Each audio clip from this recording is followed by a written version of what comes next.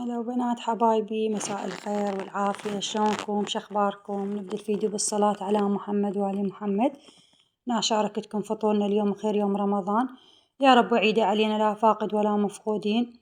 يا بنات هاي سويت الهمبرجر، أنا سويته بالبيت. حطيت نقع الصمونة وكيلو صدر دجاج وليه وشوي فلفل أسود شوي بابريكا، وعندي هذا القالب مال شو اسمه مال همبرجر، وسويت لي كمية خير من الله للفطور. هنا أنا هاي الشوربة، وأنا عزلت المسواق اليوم آخر يوم، لأن تعرفون باكر عيد، واحد مثل ما يقدر يروح للسوق.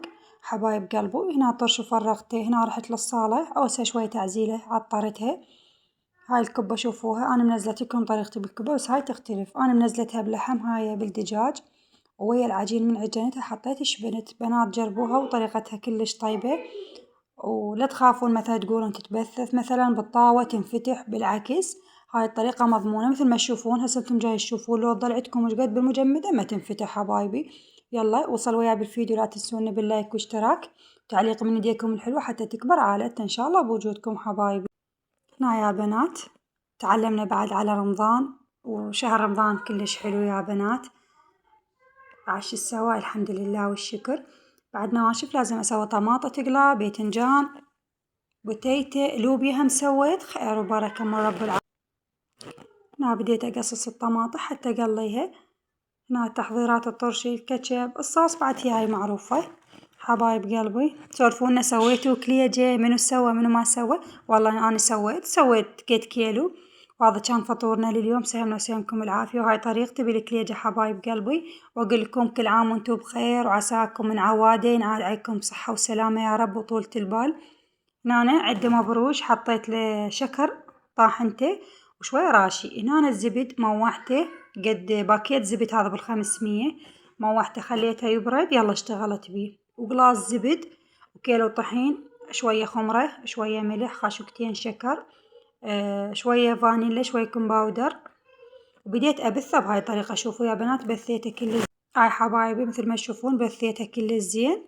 حطيت لها مي، ما عجنتها لا بروبة ولا بحليب. وإذا حابين طريقة أكتبها لكم صندوق الوصف حبايب قلبي. شوفوا الطريقة، شوفوا العجين مالته، عجينتها كلش حلوة، ولو ضلعتكم وش قد بتصير يابسة عن تجربة. هذا القالب جديد، هنا مكتوب بيه شرفتونا. أجواء وعد يحس بأجواء العيد كلش حلوة يا ربي ينعاد علينا وعليكم صحة وسلامة.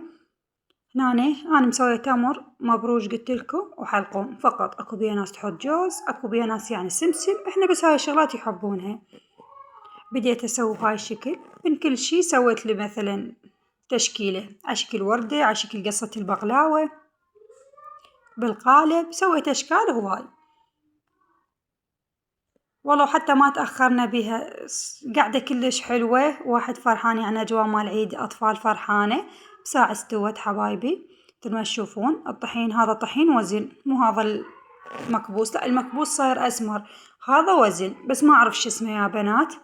والله كلش أبيض بس شو التصوير ظالمة. شوفوا بدينا نشكل بهذا الشكل. حتى هنا أنا دهنته بحليب، يكون حليب ضخين وشوية قهوة، إذا تردون بيض عادي بيضة فانيلا. وشوفوا شكلها حبايبي. سهمنا وسهمكم العافية، وللقاء حبايب قلبي، والتقيكم بالفيديو القادم. باي باي حبايب قلبي، ولا تنسوني باللايك واشتراك، حبيت أذكركم.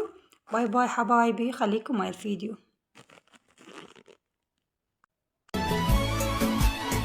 العيد هل بفرحته، لم الشمل في جيته، محلى هوا صبحيته. كل عام وانتم بألف خير، لم الشمل